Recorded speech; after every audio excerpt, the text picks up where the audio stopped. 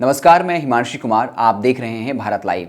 कहा जाता है कोई इंसान जब मानसिक दबाव में होता है तो वो कुछ उलझुल निर्णय या हरकत कर बैठता है।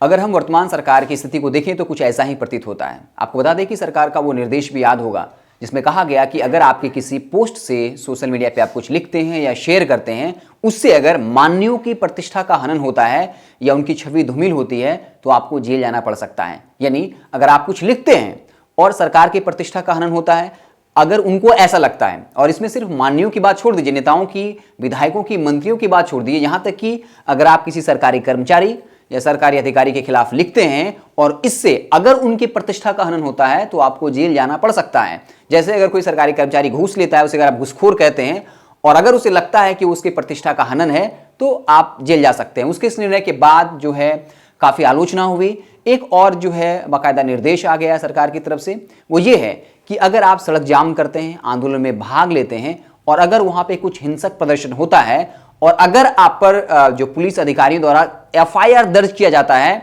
तो आपको सरकारी नौकरी नहीं मिलेगी या फिर सरकारी ठेका में भाग लेने का आपको मौका नहीं मिलेगा। सरकार के इस निर्णय के बाद से फिर जो है अब उसकी आलोचना शुरू हो गई है। विपक्षियों ने भी घेरना शुरू कर दिया है। हालांकि तेजस्वी यादव ने भी इस पर जो है करारा हमला किया है, लेकिन उससे पहले एक बात हम बता दें कि जिस तरीके से कहा गया है कि अगर आप आंदोलन करते हैं और अगर उसमें हिंसक प्रदर्शन होता है, मान लीजिए कि आप आंदोलन कर रहे हैं और किसी तरीके से पुलिस द्वारा ही लाठियां चटकाई जाती है, तो ये पुलिस के हाथ में होगा, पुलिस अधिकारियों के हाथ में होगा। अगर वो एफआईआर रजिस्टर करता है तो आप सरकारी नौकरी नहीं ले पाएंगे। हाल ही दिनों में कई आंदोलन हुए हैं जहां पर देखा गया है कि पुलिस द्वारा लाठियां चटकाई गई हैं। हम आपको एक सिंपल सा उदाहरण देते हैं।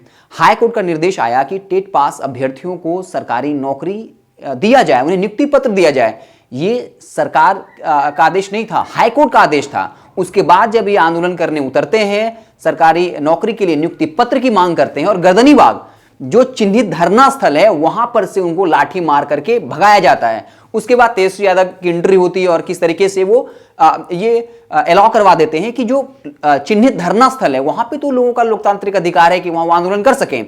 तो क्या ऐसे अभ्यर्थियों के लिए जो आने वाले वक्त में शिक्षक के पद पर तैनात होंगे, जो गरिमामयी पद होता है, कहा भी जाता है गुरु ब्रह्मा गुरु विष्णु गुरु देवो महेश्वराय, तो क्या ऐसे शिक्षकों के खिलाफ भी लाठियां चटकाई जाती हैं? तो अगर पुलिस अधिकारी उनके खिलाफ एफआईआर दर्ज करता है तो क्या उनको सरकारी नौकरी नहीं मिलेगी? तो क्या सरकार की यह कोशिश है कि हर तरीके के आंदोलन को दबा दिया जाए? क्योंकि आपको पता होगा कि इस बार के चुनाव में सरकारी नौकरी एक बहुत बड़ा मुद्दा रहा, या रोजगार कह लीजिए। तेजस्वी यादव ने कहा कि हम 10 लाख पहले कैबिनेट में पहले कलम से सरकारी नौकरी देंगे। जो सत्ता पक्ष है उसने कहा कि हम 19 लाख रोजगार देंगे, लेकिन उसमें वो सरकारी नौकरी शामिल हैं जो पद रिक्त हैं और बाकायदा ये तो हाईकोर्ट का आदेश है।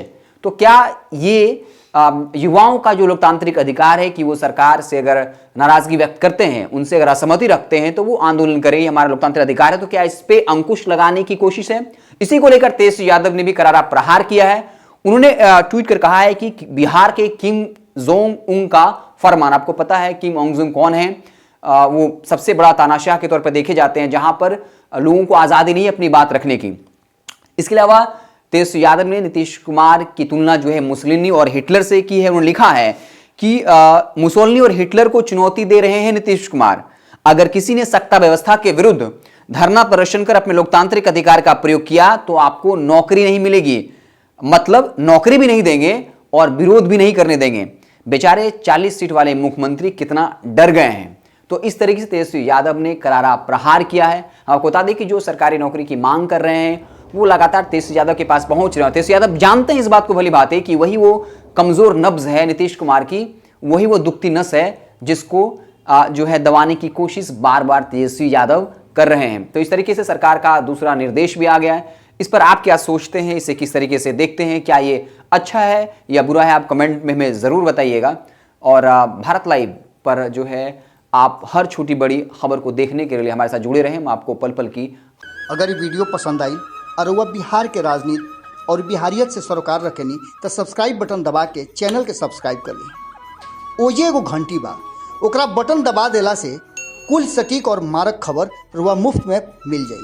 अगर रुआ पत्रकारिता के हमनी के नया प्रयोग में सहयोग कर चाहतानी तो ज्वाइन बटन दबा दी।